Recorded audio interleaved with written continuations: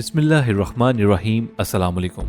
ख़वातीन हज़रात, चीन और अमेरिका के दरमियान बायो वारफेयर नामी जंग का आगाज हो गया और अमेरिका ने चीन से वुहान शहर के मुतालिक एक ऐसा मुतालबा कर दिया जिस पर एक बड़ी जंग का आगाज होने जा रहा है। दूसरी तरफ चीन ने कोरोना पर काबू पाकर अब दूसरी दुनिया की मदद करना शुरू कर दी है और जहां इस वक्त अमेरिका अपने मुल्क में वायरस से लड़ रहा है, वहीं चीन ने सुपर पावर की सीट संभाल कर मुल्कों को वायरस से लड़ने में मदद देना शुरू कर दी है। और अब रिपोर्ट आई है कि हो सकता है कि अमेरिका दोबारा सुपर पावर वाली सीट पर बैठने के काबिल ना रहे, क्योंकि एक तरफ तो वायरस तो दूसरी तरफ शाह सुलेमान पर कातलाना हमला करवाने और उनकी हुकूमत का तख्ता उलटने की कोशिश में अमेरिकी हाथ ने मोहम्मद बिन सुलेमान को तेल के मामले में अमेरिका को उतारने पर मजबूर कर दिया है और इस सब का फायदा रूस और चीन उठा रहे हैं। ख़वातीन हज़रात, मैं हूं ज़ैन और आप देख रहे हैं द इन्फो टीचर।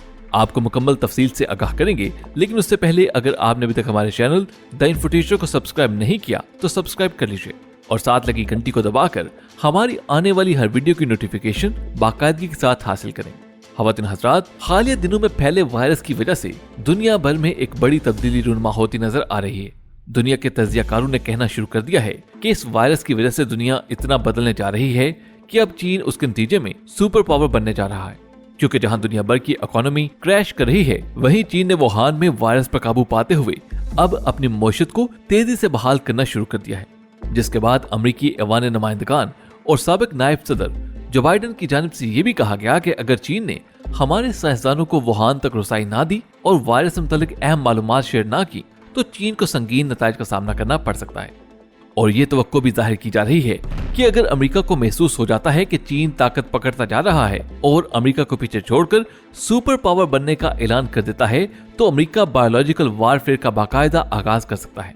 ख़वातीन हज़रात, इस वायरस के फैलाव के नतीजे में दुनिया भर में पड़ने वाले असरात की वजह से अब दुनिया के कई ममालिक जो बायोलॉजिकल वारफेयर को दबे अल्फाज में बयान करते रहे थे, अब खुलकर एक दूसरे पर इल्जाम तराशी पर उतर आए हैं, जो कि मजीद आलमी बहरान का पेश हैमा साबित हो सकता है। जबकि फॉरेन अफेयर नामी मैगजीन ने तहलका हेज इंकशाफ करते हुए दावा किया है कि वायरस की वजह से चीन सुपर पावर बनने की राह पर गामजन हो चुका है और उसने हेडिंग लगाते हुए कहा कि ये वायरस ग्लोबल ऑर्डर को तब्दील करने जा रहा है। यानी पहले अमेरिका सुपर पावर कहलाता था, अब चीन उसकी जगह तेजी के साथ ले रहा है और इंटरनेशनल लीडरशिप का किरदार अदा कर रहा है। उस आर्टिकल में चशमकशाह हकायक से पर्दा उठाते हुए कहा गया कि इस वक्त के जब लाखों करोड़ों लोग वायरस की वजह से आइसोलेशन में जा चुके हैं और दुनिया भर की मईशत का पहिया जाम हो चुका है और अमेरिका की आलमी साख को जिस कदर इस वायरस के नतीजे में नुकसान पहुंचा है, उसकी मिसाल माजी में भी नहीं मिलती। उस मैगजीन का कहना था कि जिस तरह 1956 में सुई सुकनाल की जंग में बरतानिया को शिकस्त हुई थी, जिसके बाद बरतानिया से सुपर पावर का स्टेटस ले लिया गया था और उसकी आलमी ताकत खत्म हो गई थी, बिल्कुल यही सूरत हाल आज अमेरिका को भी दरपेश है। आज अमेरिका को ये बात तस्लीम कर लेनी चाहिए कि अगर अमेरिका वायरस से नहीं निपटता तो ये अमेरिका के लिए सुई सकनाल वाला वाकया साबित हो सकता है, यानी अमेरिका की आलमी ताकत खत्म हो सकती है। मैगजीन का कहना था कि इस वक्त पूरी अमेरिकी अवाम ट्रंप की वजह से कंफ्यूजन का शिकार हो चुकी है। कभी मलेरिया वाली अद्वियात को इस्तेमाल करने की बात की जाती है तो कभी सुबह उठते ही ट्रंप बेहुदा ट्वीट करके अमेरिकी अवाम को मजीद खौफजदा कर देता है, जिसकी वजह से दुनिया भर में अमेरिका की साख खतरे में पड़ चुकी है। कोई अमेरिका को अब सीरियस नहीं ले रहा जिस तरह पहले उसे सीरियस लिया जाता था।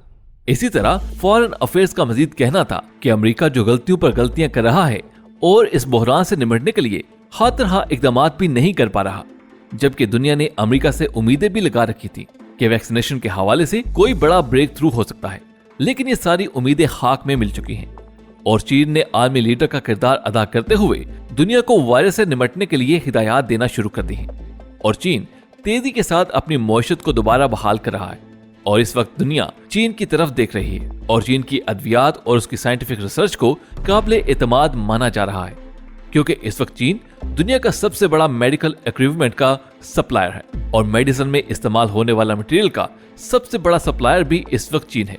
यही वजह है कि इस वक्त अमेरिका पैनिक में आ चुका है और अमेरिकी हुकाम ने इस वायरस का जिम्मेदार चीन को करार देते हुए उसका बदला लेने का ऐलान किया है। अमेरिकी शहर न्यूयॉर्क, जिसे लॉकडाउन कर दिया गया है, उसके तर्जुमान पीटर किंग का कहना है कि चीन की वजह से ये वायरस फैला है और चीन संगीन नताइज के लिए तैयार हो जाए। जबकि सदारती उम्मीदवार जो बाइडेन ने भी धमकी देते हुए कहा कि चीन हमें वुहान तक रसाई दे ताकि हमारे इंटेलिजेंस यूनिट पता चला सके कि ये वायरस आखिर कहां से आया और कैसे फैला और अपनी लेबोरेटरी तक भी रसाई दी जाए, और अगर चीन हमें अपनी लेबोरेटरी तक रसाई नहीं देता तो चीन को संगीन नताइज का सामना करना पड़ सकता है।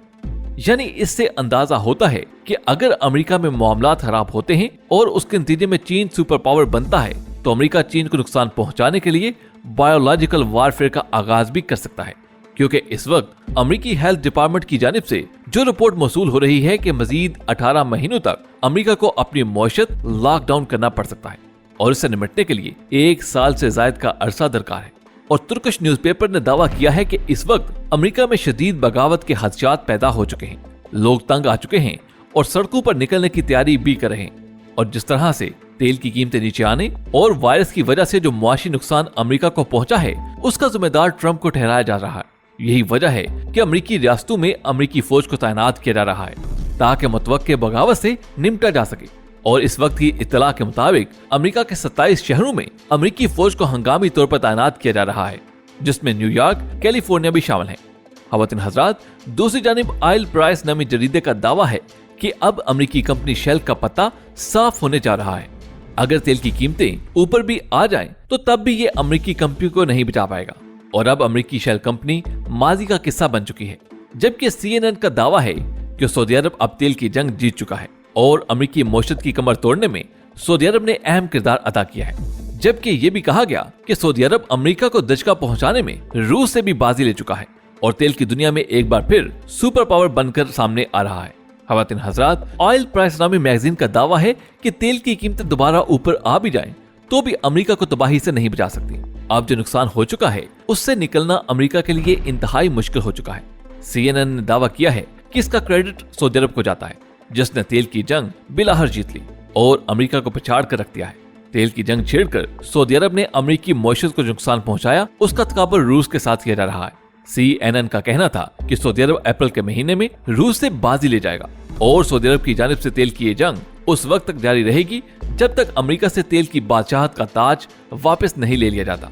जबकि मजीद कहा गया कि इस वक्त सऊदी अरब के अलावा किसी के पास इतनी कैपेसिटी नहीं है कि वो अपने हरीफ अमेरिकी शेल को नुकसान पहुंचा सके। और ये भी इम्कान है कि जिस तरह गुज़िश्ता दिनों सऊदी अरब ने वली अहद मोहम्मद बिन सुलेमान के खिलाफ अमेरिकी मीडिया में प्रोपेगेंडा किया गया और हुकूमत का तख्ता उलटने की साजिश जिस तरह से CIA की जानिब से तैयार की गई, ऐन मुमकिन है कि मोहम्मद बिन सुलेमान उस चीज का बदला अमेरिका से लेना चाहते हों ताकि अमेरिकी मईशत को दचका पहुंचाया जाए कि अमेरिका अपने मामलात में बिजी हो जाए और उसको किसी दूसरे मुल्क के मामलात में दखल अंदाजी का मौका न मिले। जबकि उसके नतीजे में चीन और रशिया भी फायदा उठा रहे हैं, क्योंकि अगर अमेरिका डाउन होता है तो ये ममालिक ऑटोमेटिकली ऊपर आ जाएंगे।